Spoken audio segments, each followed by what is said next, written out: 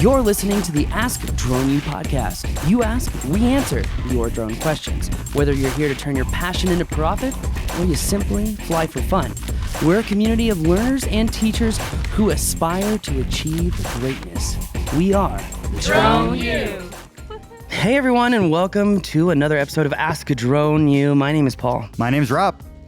And we've got a very interesting episode for you today. Kind of talking about, once again, planning out for making that transition from your full-time position into the drone life. And this particular person, it's really interesting because they are in a very technical field.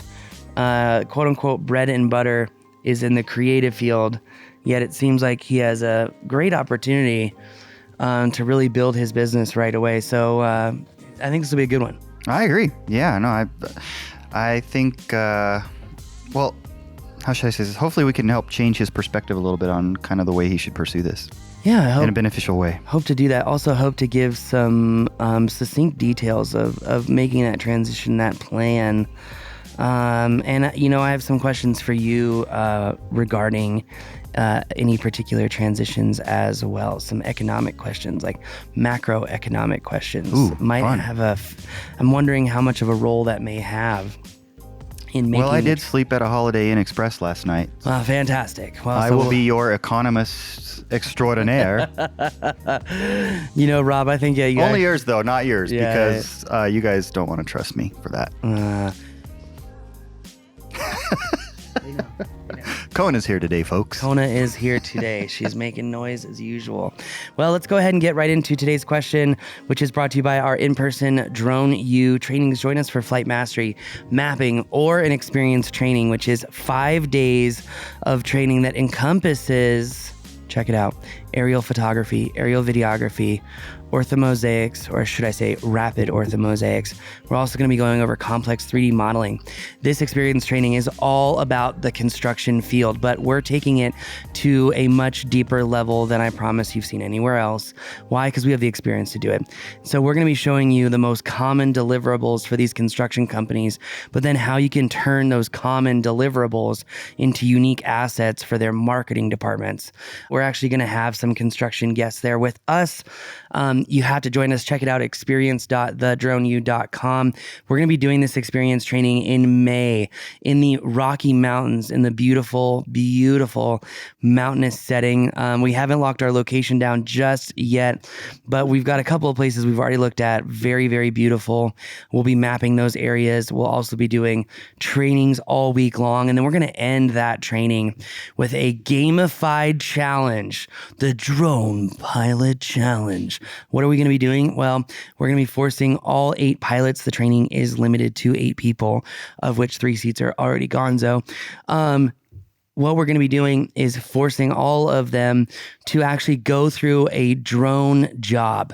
They'll have the 6th day to complete their drone job. Although the secret, Rob, is that we give out all the deliverables at the beginning of the week to see how many people put in the effort during the week, during their flight exercises, to gather the necessary media for that challenge. They'll all be judged by our instructors and some other industry experts for an opportunity to win a small cash prize. I have to say the experience training that we did in Texas last year was absolutely my favorite training ever. And we are looking forward to doing this all over again. Check it out, experience.thedroneu.com. Hi, Paul. Hi, Rob. This is Justin from Vancouver Island, Canada, in Nanaimo and British Columbia. And I'm an advanced drone pilot for one of the largest civil engineering companies in Canada. We're approximately 1,500 employees. I'm a CAD designer, CAD draftsman, and RPA pilot for the company. I have a side business that I'm maybe making like $1,000 a year since 2021. And I've done a couple of real estate jobs on the side, civil engineering, construction, videography, some mapping. But I'm hoping to make my side business my permanent business. And I was wondering what advice you have. I have a website built, and half the services on my website I project manage through the civil engineering company I work for. And the other half, the videography and the photography, is my bread and butter. And I'm hoping to get better at real estate and break into that market, because right now I'm just working as a draftsman, designer, and RPA pilot. But I was wondering what advice you have. I hope to make my Facebook and Instagram page better, but I feel the algorithms are working against me for some reason, and I hope they get out more. And just wondering what advice you could give for a business owner. Thanks. Awesome, Justin. Thank you. First of all, it sounds like you got some really cool experience, and you're working in a field very directly as part of your day job, so to speak, that could truly benefit you in your drone business. And so I think we want to talk a little bit about that and make sure you leverage that, because it doesn't sound like that's your plan. Maybe we're misunderstanding, but we want to make sure that you think of it in those terms. Yeah, and while I think it is important to say that no matter how hard you work, you can make certain things happen, what I would say real life experience here, and I wonder how many other pilots would agree with me, it seems like creative jobs may not have the consistency that some of these more technical jobs, like what he's already doing, might have. And so that brings up a very powerful question is, if you're already working in the technical field, you're already working in civil engineering, you're already familiar with DXF files, AutoCAD-based, imagery and deliverables, why not run with that? Why not run with your existing knowledge to build deliverables that may fit the audience or network that you might already have? It might be a much easier barrier to entry than, say, trying to focus on videography, photography, which might give you that creative freedom and make you feel good. I think we all operate in waves. Mm-hmm. And I think that while that may be really enticing, really sound fantastic, you might be happier in the long run with more consistent, higher profitability, higher paying jobs. I mean, what do you think about that? Yeah, I mean, you definitely have to find a balance between where specifically your best opportunity lies and what you truly enjoy and want to do, right? I don't necessarily get the sense that, because you mentioned real estate, I don't get the sense that you're passionate per se about that, but rather that it seems like a good entry point for you. But I think the argument that we're suggesting be made is that your entry point is probably more primed in the more technical elements of the business, because you've got some experience doing some really related things. And so that's going to give you a leg up. And so unless, for example, he has somebody in the real estate industry that is going to give you jobs day one or something along those lines, which you didn't mention that, I don't know that I would focus on that, because that's where a lot of folks focus when they go into the business, and rightfully so. But you have an opportunity, it sounds like, to do something different. So I think that's what we're thinking. Yeah, 100%. And, to that point, it might be popular and low-hanging fruit to go after real estate. But honestly, the real estate market just saw a 28-year low in mortgage applications, according to FHA. FHA, is it not FHA? The VA, excuse me. Veteran, yeah. Anyway, long story short. Sorry, I had to get my data source according right to there. some government. According to something I read on Zero Hedge. No, that's been all over Bloomberg and everything. That's Yeah. Basic real estate numbers. But to that point, that may be a popular entry point for a lot of people, a lot of drone pilots, but I think you're going to get so much more traction. And again, with exactly what Rob said, is those higher end technical clients doing drone mapping, orthos, modeling, anything VDC related, because you're already probably familiar with that field. And why, if you already have all that network, at the top, I would call it the top of the drone pilot navigation, why would you sink down a chute and then have to climb up a bunch of ladders to get back to drone mapping and profitability? Well, because he has kids, and that's a lot of fun to play that game with him. I don't know. We used to Savage, play Rob. that way too much. I love it. I love it. I love it. Well, you understood my analogy, though. It's like, all too well. hey, if you're starting at the top, why hurt yourself and start at the bottom? Chutes and ladders. That's funny. Nicely played. Nicely played. Well, okay. Go ahead. I have No, one more I was thing. just going to say, in terms of videography and photography, there's some folks that's just, they love doing that, right? And that's why I made the point earlier is you've got to find that balance. And if you love doing that, then make opportunities for that. But ultimately, it sounds as though he is also looking for guidance on how do I just start and grow my business regardless of what I'm doing. Yeah. But I think one of the ways is to do what you know. And man, you could be practicing. I presume you already are. You said you're a pilot for the company with 1,500 employees. Goodness gracious. Do you know how many pilots are going to be listening to this and saying, oh my gosh, oh my gosh, oh my gosh, I wish that were me. Mm-hmm. Right. Well, and I think a couple of points, I'm not trying to say that, mapping pilots are better than creative pilots or better than anything. We all have different personality types and we all have different desires. I just think that we have found in our data, and Rob mentioned just last week, he wants us to do another aerial insights survey with all of our people and kind of get an industry update on where things are. I think it's a good idea. And I think what we have found in past historical data is that the average price point for technical jobs is much higher than some creative work. And I think creative work has a limited runway, comparatively speaking, to technical work. What do you mean by that? Can you go deeper into... I mean, like if you look at the journey of a videographer, right? And you can do car commercials. Okay, let's start at the bottom. Let's just say real estate, short form video, like Instagram Reels. Okay. And then you've got, let's just call it car commercials, small business productions, maybe then wedding videography. But ultimately you're moving up into what? Probably like flying on set, flying for the movies. And in all honesty, different people have different opinions. I would say that my opinion is that I was not fulfilled in that environment.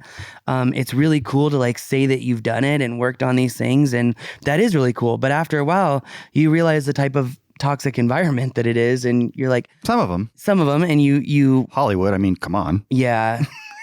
Yeah. Any extension of that place. Yeah, 100%. Even I'm not. There's so many things I want to say, and I'm not going to say. Worth it. No, you don't need really to say not. anything. People get it.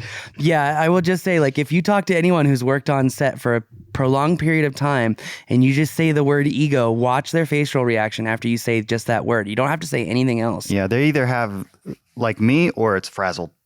Yeah, and I mean, like, even, gosh, there's every one of these little points you could do an entire podcast on, like the sliding scale of ego, because you have to have confidence to become a drone pilot, but you can't have too much confidence, otherwise you shoot yourself in the foot. Well, I also think that, I mean, if we're going to talk that realm of movie sets and so forth, it's cutthroat. It's savage for sure. So I remember starting into my accounting career, believe it or not, in a CPA firm. And there's some cutthroat that goes on there, right? Because everybody's trying to claw their way to that next level, that next place of leadership. It is nothing compared to the Hollywood situation, the set situation, the union situation. I mean, just all of that goes along in that world. But anyways, I don't know. I mean, it's what people want to do.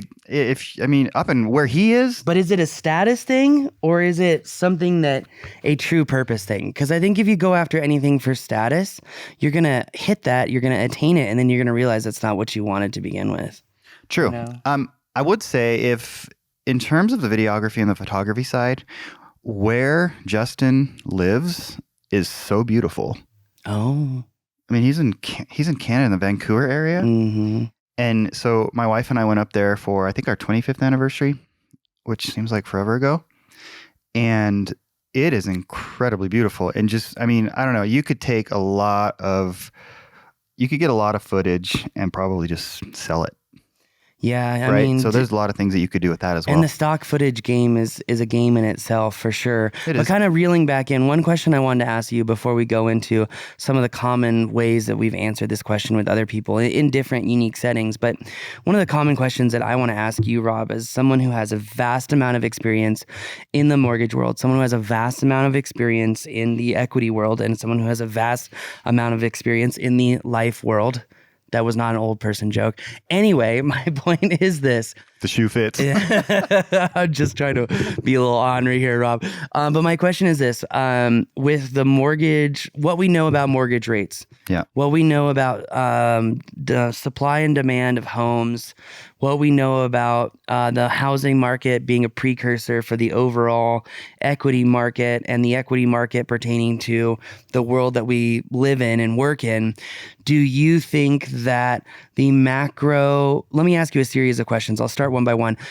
Do you think the macro environment right now is going to help facilitate a transformation into a full-time business owner, or are there certain parts of the market cycle that help people start and run businesses? Like, I can't tell you how many people I know that, out of the 2008 market crash, they started their business and they say that they were crazy successful. I also know a lot of other people who tried to make that transition to an entrepreneur during a market, an impending market crash, and failed miserably. I mean, are there good times or bad times during that market cycle? Is an impending recession, should that weigh on a decision to transform from a full-time employee to a full-time drone pilot? A lot of questions there.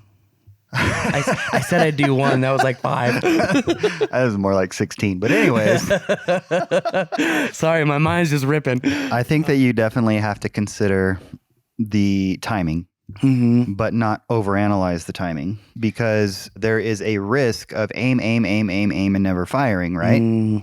And then your bullets go bad. So I would say it takes into account. So yes, you take into account kind of the expectations for the economy and what's to come.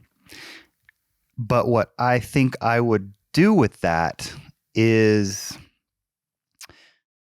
I would make adjustments. I wouldn't make definitive changes necessarily. And all of this depends on, so for example, this particular gentleman, Justin, what kind of reserves does he have? And let's say you've got X amount of reserves and you see a recession, and so you're ready and you don't want to wait anymore and don't feel like you should wait anymore. And you've got a couple of opportunities that suggest now's the time.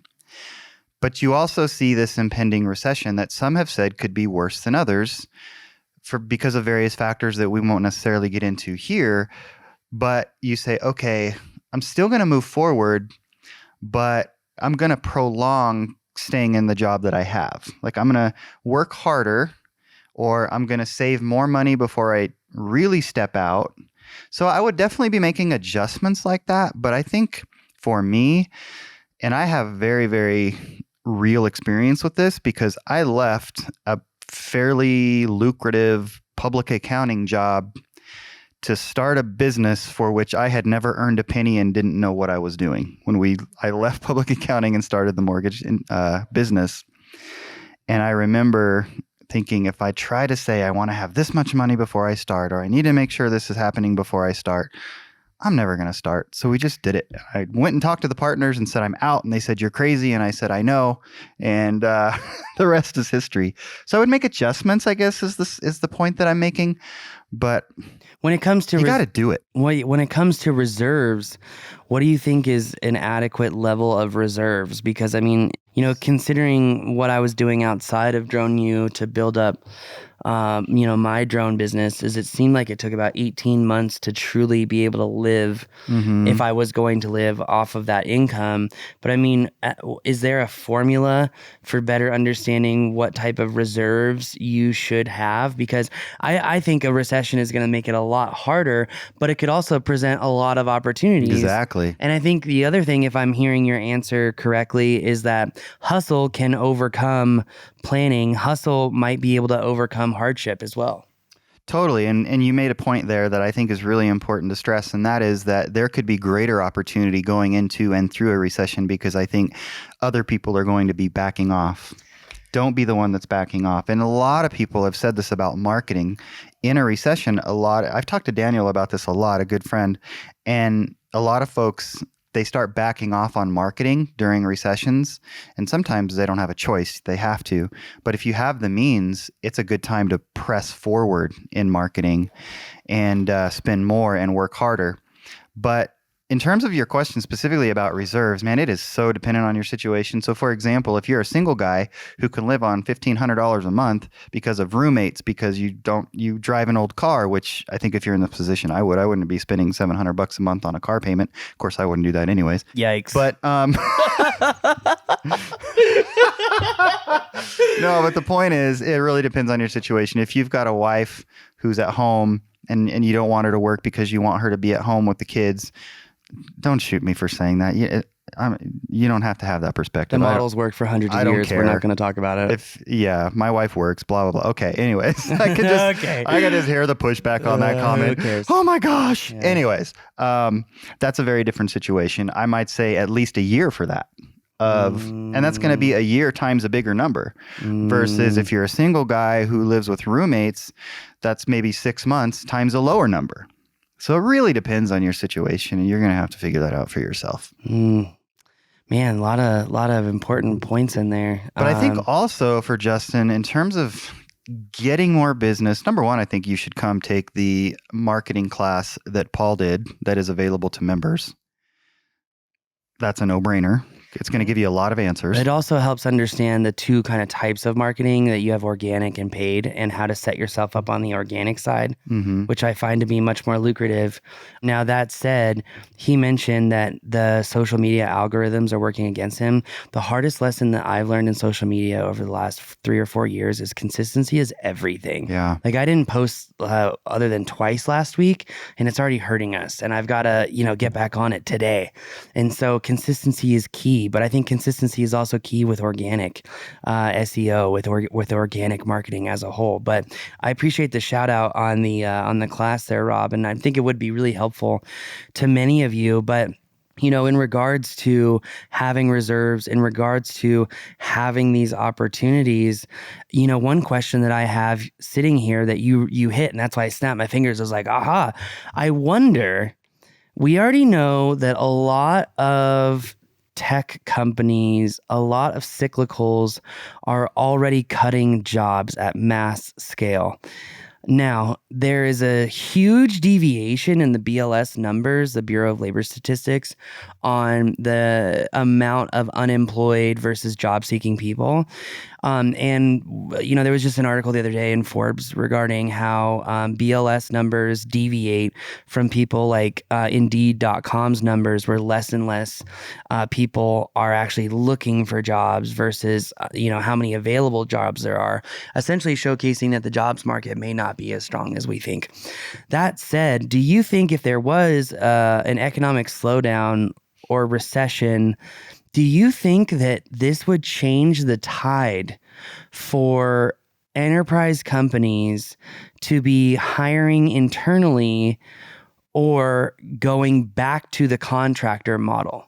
Do you think, for drone pilots specifically? Yeah, specifically. Do you think that that's going to kind of change the tide on, okay, we've been hiring internally. Holy cow, the expenses of that are too much. We're going to dump all those people and we're going to pay a contractor. It may be 20% more than what we were paying, but we don't have to pay benefits. We don't have to worry about all this other crap. It's just paying a contractor. Could you see a tidal change because of a recession in how drone pilots are hired? And that is such an ebb and flow thing, even to this day, in terms of what's happening with drone pilots on staff, so to speak, versus DSPs. I think we're hearing two things. One is, yes, I think we're going to see more, they're kind of moving back to contract, right? To DSPs. But also another big thing that is happening more and more is that they're not hiring drone pilots per se. They're teaching people that are already working for them doing other things. Say somebody that's working for one of the big cell tower companies and goes around and does inspections by climbing poles. They'll just teach that person how to fly drones. Well, and that's exactly what we saw with American Tower. Exactly. Yeah. And I think if they have people that are already employees that are inclined and can handle it, I hope they're doing the right sort of assessments to determine if that's actually a thing, meaning that those people can handle it, because they're not necessarily going to be acclimated towards, that's not the right word, but inclined towards flying a drone, right? And everything that goes along with that. So, but I think there's going to be some time for discovery. And yeah, I don't know that there's going to be a ton of, I mean, we just take the clients that we do have that are enterprise, and I don't see them hiring external drone pilots to come in and specifically be drone pilots. Yeah. We don't see that. Yeah. Man, I really want the data on that one, because I think that you're right. The ebb and flow without the market conditions has been unpredictable at best. Mm-hmm. And we've been seeing many different things across the industry, especially it's becoming more nuanced on these different audiences and groups. I think that that's important to say as well. But moving back into our caller's question regarding prepping for the transition, we've talked about reserves. I think one thing that needs to be said is if you don't have your business canvas, like your plan, you don't need to have a super detailed plan. You just need to have a general plan of like, okay, I have my website. Do I have frequently asked questions of what, I'm going to be asked? Do I have articles or blog posts about what it's like to hire a pilot in Vancouver, or what to know when flying around X or Y? And talking about those various landmarks and whatnot. Do you have methodologies of consistent production of content to show off to your prospective clients? Do you have ideas for lead magnets for information that they're going to want to garnish, and maybe they give you their email for that information so you can put them into some sort of funnel? Do you have methodologies of consistently networking? And do you have an idea of how much all of this is going to cost you? And do you have an idea of the on-ramp, how long it's going to take you to make that consistent income? Again, I think Rob and I would sit here and argue confidently that you're already in one of the most profitable verticals of the drone industry as a whole, and to step out of that to do something like real estate makes all of us scratch our heads. I would say be really, really careful what you listen to on various video platforms, because a lot of people, they don't really talk from experience, and that can drive poor information. And at the end of the day, or just biased perspectives. Yeah, that too. At the end of the day, we genuinely want to help you. We're not here for any other reason. We love Drone You, and we love the opportunity to build confidence in other people, and we love the opportunity to feel that true happiness of helping someone achieve something that they never thought they could achieve. That's what drives us. And so I think that the information is based a little bit more on reality. Sometimes it may not be easy to hear, but at the end of the day, you know what the bluntest teacher of life is failures in business.